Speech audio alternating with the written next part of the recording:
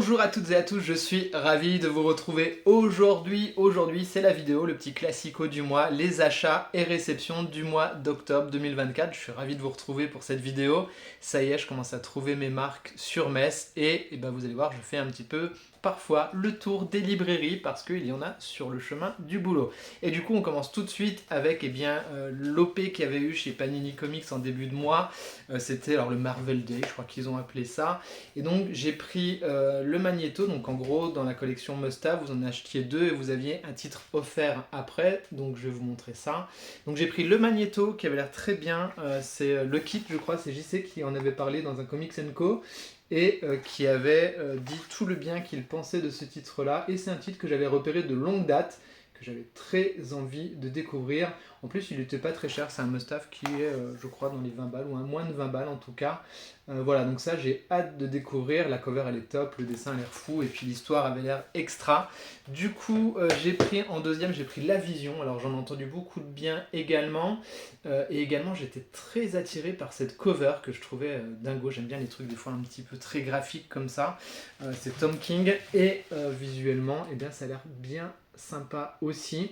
Donc je suis très curieux de découvrir ce personnage un petit peu plus en profondeur. Celui-ci est un petit peu plus cher, mais il y a également bien plus à lire. Je vous remonte quelques pages pour les gens qui regardent que les vidéos achats, et je sais qu'il y en a.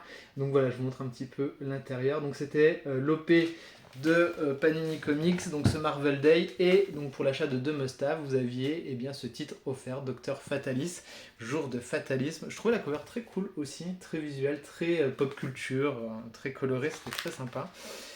Et je vous montre l'intérieur. C'est tout petit en termes de lecture, hein, je pense qu'il n'y a qu'une issue, voilà, c'est toujours sympa de pouvoir profiter de ce genre de promos et d'offres qui sont faites pour pousser un petit peu les ventes de comics.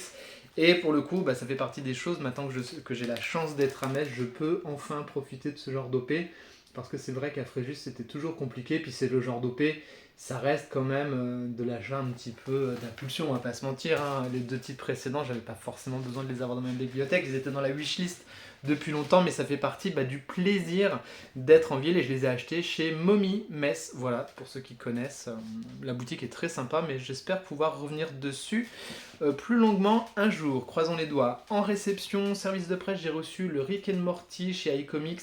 Donc c'est un tome 1, s'appelle Maudit Milkshake, partie 1. J'avais kiffé la cover, et comme j'ai beaucoup aimé ce que j'avais lu précédemment en Rick and Morty, je me suis dit allez, on va tenter. Visuellement, ça a l'air assez dingo aussi. Vous voyez, ce genre de page, ceux qui me suivent depuis longtemps, vous savez que j'aime bien ce genre de délire comme ça là. Et ça a l'air bien fun, j'ai pas encore pris le temps de le lire.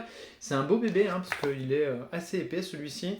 Et en termes de tarifs, je vous avoue, je sais pas, j'ai pas regardé, parce que voilà, j'ai fait les choses un peu à l'arrache. Donc voilà, Rick and Morty, la cover elle est très cool, ça va être de la lecture popcorn, ça va être très sympa. Également chez iComics / iGraphic, le fameux Dawn Runner. Vous avez dû en entendre un petit peu parler partout. Vous avez un petit short, j'essaye de faire ça de temps en temps sur certains titres un petit peu plus mis en avant par les éditeurs, de vous montrer quelques pages en avant-première de 30 secondes. Ça fait vivre aussi un petit peu la chaîne en mettant un petit peu de contenu différent.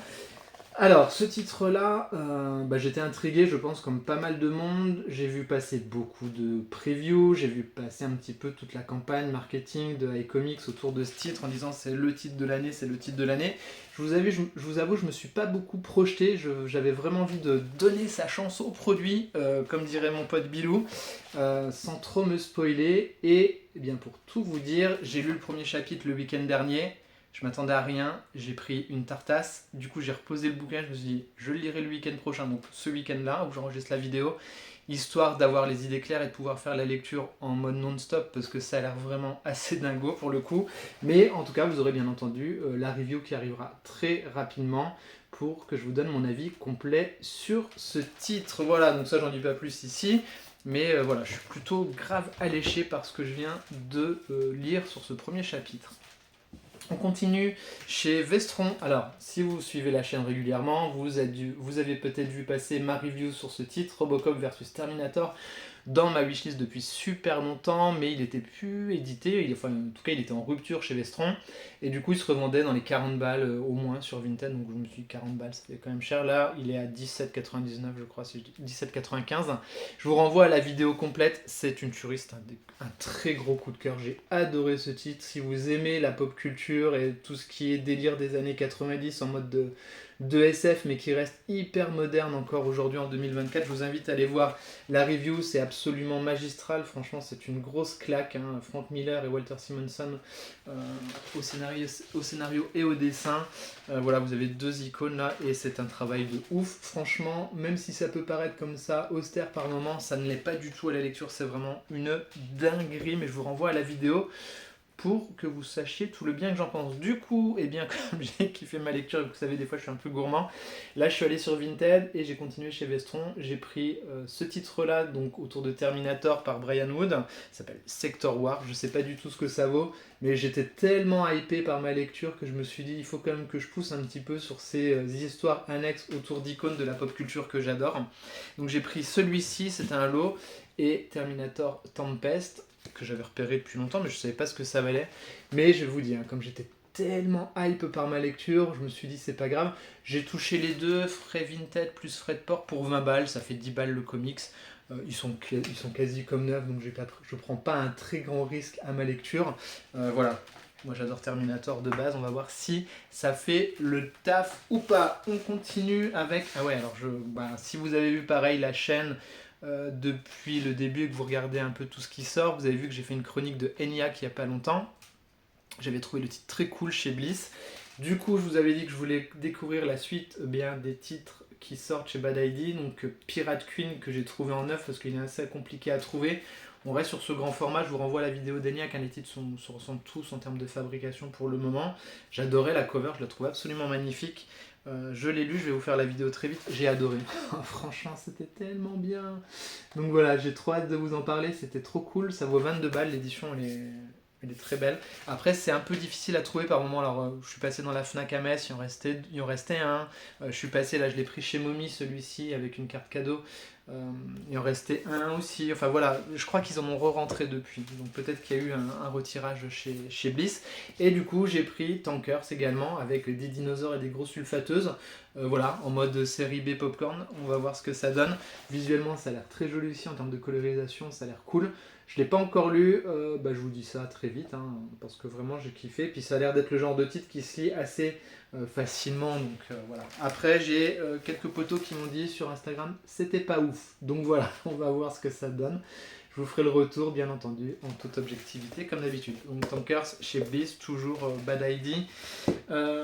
Comme d'habitude, dans ces nouvelles éditions, là c'est du service de presse. Comme je vous avais dit, j'avais envie de continuer à soutenir Graf Zeppelin en service de presse. Ça faisait longtemps que j'avais pas pris 2-3 trucs. Il y a des titres chez eux que j'avais même raté que c'était sorti, comme ce Nancy in Hell. Tome 2, j'avais adoré le tome 1, alors il n'y a plus la review parce que c'était sur l'ancienne chaîne qui a été strike, mais je crois que vous trouvez quand même une review si ça vous intéresse sur la chaîne Plan Cul, vous avez le lien tout en bas quand vous êtes sur la page d'accueil de cette chaîne là. Par contre, dans quel épisode de Plan Cul c'est, je ne saurais pas vous dire, franchement. Alors, dans le scene L, on voit déjà la cover, elle est canon. Ça ressemble beaucoup, alors je vous montre avec cette tronçonneuse là derrière, c'est donc de la baston dans les enfers. Je vais regarder comme ça avant de vous dire plus, voir si c'est pas trop trash ce que je peux montrer. Ouais, ça a l'air d'aller, mais c'est trash quand même. Hein. Donc voilà, c'est hyper déjanté, c'est du truc un peu... je vais pas dire coquinou, parce que ça reste plus trash que coquinou au final, mais ça n'empêche qu'on est sur des super-héroïnes hyper badass, qui vont tout dézinguer, qui vont tout déchiqueter. J'avais adoré le premier tome, c'était vraiment très fun, ça se prend pas la tête, j'aime bien quand il y a des héroïnes un peu costauds comme ça. Et ça me faisait penser beaucoup aussi aux jeux vidéo, là, alors Nancy, c'est pas Nancy Net, comment ça s'appelait ? Ah, je sais plus, il y a un jeu vidéo comme ça que j'avais adoré sur PS3 qui va ressortir là sur Switch et même les nouvelles consoles. Le titre m'échappe là. Ah si, Lollipop Chain Show. Donc d'ailleurs, si vous savez si ce Lollipop il arrive en boîte sur Switch, parce que j'ai pas trouvé l'info, n'hésitez pas à me le dire si vous êtes aussi un peu gamer. Le truc c'est un peu balèze quand même. je vous montre vite fait. Donc voilà, n'hésitez pas à me dire si ce Lollipop, vous savez s'il arrive en boîte sur Switch, parce que je l'avais revendu sur PS3, mais j'aimerais bien me le reprendre dans la version remaster. Bref, c'est un autre sujet. J'ai pris également chez Graf Zeppelin Miss Fury, Fugue en si mineur, qui est une cover qui ressemble un peu à du Catwoman. J'aimerais bien voir cette variation pour voir un petit peu ce que ça donne.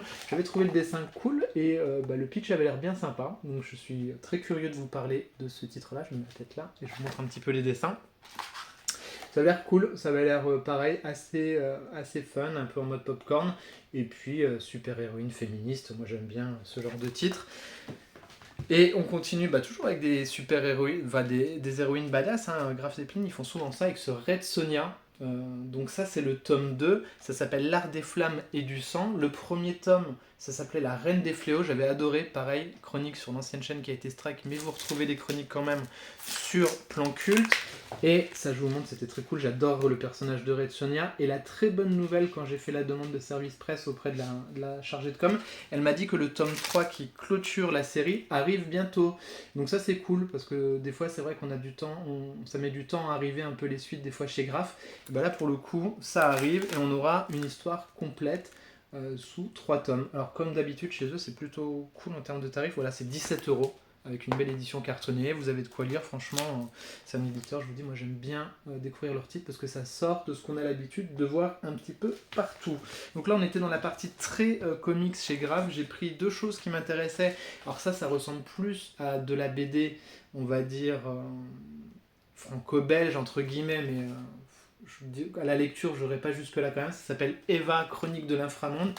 Ça m'attirait vachement. On est sur des univers cyberpunk, très SF, avec un dessin que je trouvais hyper quali, qui fait penser à plein de références de la pop culture. Mais je reviendrai dessus dans la chronique. Je vous montre comme ça, regardez-moi. Rien que cette page-là, comme elle déchire, comme c'est beau en termes de dessin et de colorisation.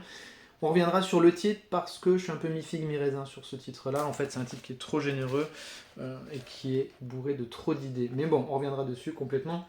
Si vous aimez la SF, peut-être que ça peut vous intéresser quand même. Ensuite, j'ai pris un truc que j'avais envie de dire un peu de polar. Ça s'appelle Magenta Noir Fatal. La cover est sublime, franchement, avec du gros crayonné à l'intérieur, un peu noir. Parce qu'il y a l'air d'avoir des choses un petit peu sexy dedans. Mais pas trop, donc ça passe, il n'y a rien de truc. Vous voyez cette espèce de gros trait en mode de gros crayon gras comme ça a l'air très sympa. Et puis j'aime bien de temps en temps me lire un petit peu de polar en BD et en comics, vous le savez maintenant, si vous avez vu les différentes vidéos sur Brubaker et tout ça. Donc ça a l'air bien cool en mode polar 70s, un peu sexy sulfureux, ça a l'air bien sympa, je suis curieux de le découvrir aussi ce titre.